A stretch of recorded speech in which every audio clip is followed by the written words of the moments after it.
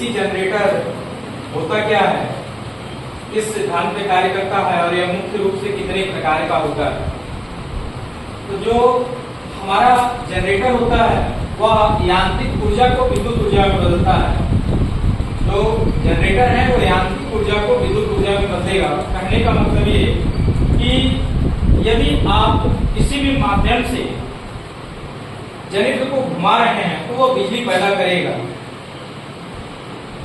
और इसी का जस्ट उल्टा यदि आप विद्युत ऊर्जा देने पर यदि यांत्रिक ऊर्जा कोई डिवाइस पैदा करे तो वह मोटर है। एक नाम आता है डायनेमो। डायनेमो मतलब छोटे आकार का एक जनरेटर जो यांत्रिक ऊर्जा को विद्युत ऊर्जा में बदलता है। अब यहाँ नाम आया है डीसी जनरेटर।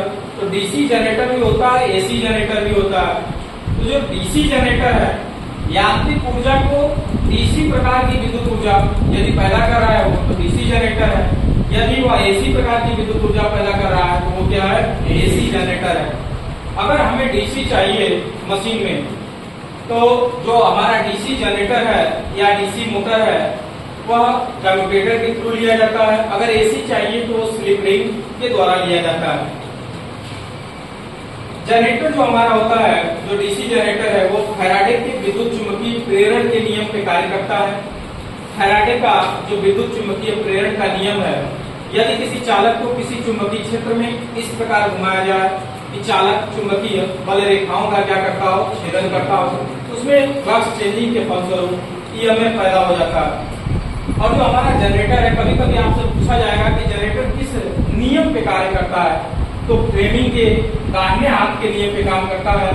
फ्लेमिंग ने क्या बताया, यदि हम अपने दाहिने हाथ की प्रथम 3 अंगुलियों को इस प्रकार फैलाएं कि पहली अंगुली तर्जनी चुंबकीय क्षेत्र की दिशा, अंगूठा चालक की गति की दिशा, तो ये जो मध्यमा है या विद्युत धारा की दिशा को इंगित करेगी।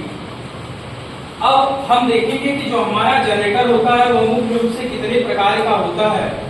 तो जो जनरेटर है वो हमारा मुख्य रूप से 3 प्रकार का होता है, सीरीज, शंट और कंपाउंड। उससे पहले हम जो इसका फील्ड वाइंडिंग है, जो आर्मेचर है, आर्मेचर जो जिसपे स्लॉट कटे हों, डीसी मशीन का वह भाग जिसपे स्लॉट कटे हों और उस पर बाइंडिंग हो, और आर्मेचर पर सिर्फ 2 ही बाइंडिंग की जाती है, या तो लैप या तो वेव।